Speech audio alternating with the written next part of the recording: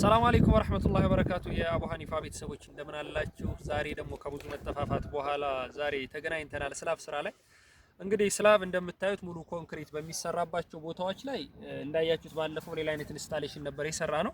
ዛሬ ደግሞ እንደዚህ ብሎኬት የሚደረግባቸው ቦታዎች ላይ እንዴት ነው ኢንስቶል የምናደርገውን ነገር እኔ እንደምታዩት ይሄ ሙሉ ብሎኬት ነው። ይሄ ሙሉ ብሎኬት ነው።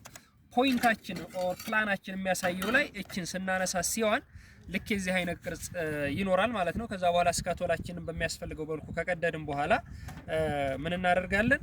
ከዛ ከብሬከር የሚመጣ ላይን አለ፣ እሱን እናስገባለን በዚህ መልኩ። ከዛ በኋላ እቺ ደግሞ ስዊች ነች። ስዊቿን ጉሮሮ ኮልሽ ሽቦ አስገብተን እናስገባለን።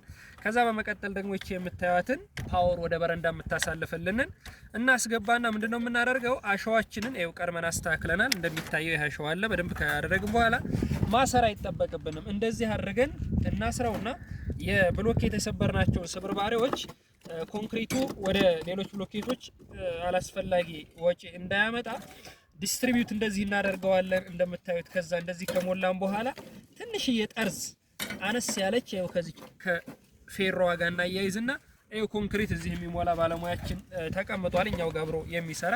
ማንኪያችንን ይዘን ይኸው እንደምታዩት ይኸው በዚህ መልኩ አይንቀሳቀስም ማለት ነው። ነገ ከነገ ወዲያ የሚሞላ ከሆነ ይሄ ውሃ ይጠጣል።